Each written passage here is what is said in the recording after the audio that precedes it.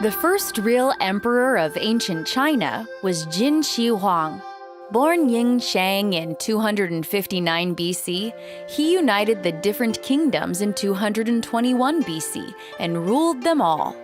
He established a standard writing system, money, weights, and measures. He built roads and erected beautiful palaces in the capital Xi'an.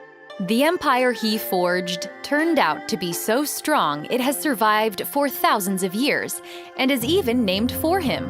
The word China comes from one of his names, Qian. Of course, that makes it sound like he was a benevolent and enlightened ruler, but he wasn't, definitely not by modern standards. He didn't like scholars or books, burying some scholars alive and burning many books, including those by Confucius. He thought education for the common people took time away from growing crops.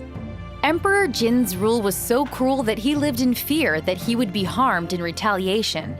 It's said he rarely slept in the same palace 2 nights in a row.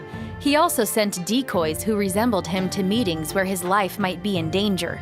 He died in 210 BC after drinking a potion he thought would give him eternal life. One of Jin's most lasting achievements was the famous Great Wall of China. Around the year 220 BC, Emperor Qin began the huge undertaking of connecting the many different walls around China, some that were as old as 400 BC, and forging one enormous wall to keep out invaders. Built entirely by hand, the Great Wall snakes up mountain ranges, down into valleys, and across the deserts of northern China, stretching close to 4,300 miles.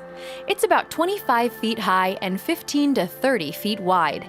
In addition to defense, the wall provided a way to transport men and supplies throughout China and to communicate with smoke signals. More than 2,000 years later, it continues to be one of the wonders of the world.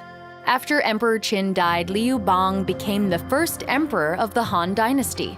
Under the Han, China was no longer isolated, and it was during this time that the Silk Road was established, which was a network of trade routes between China and the ancient Western lands. China traded their silks and spices with the people of India, Persia, Arabia, North Africa, and even Europe. The nomadic traders who crossed the Silk Road took a dangerous trek, facing bandits, harsh climates, and rough terrain. But eventually, Chinese goods found their way to cities as far away as Rome. The Forbidden City is another amazing site in China, often associated with its ancient past. But compared to the Great Wall and the terracotta soldiers, it's positively modern. Only 600 years old, that is. It was home to emperors during the Ming and Qing dynasties. Construction began on the palace in 1406, and millions of workers labored to build it over 14 years. When the Forbidden City was completed, a 26-foot wall and a 20-foot moat kept people out.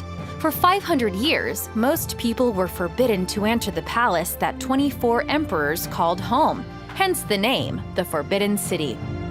With 900 rooms and 800 buildings, it's the world's largest palace complex. In 1949, it was opened to all citizens of China and is now a museum.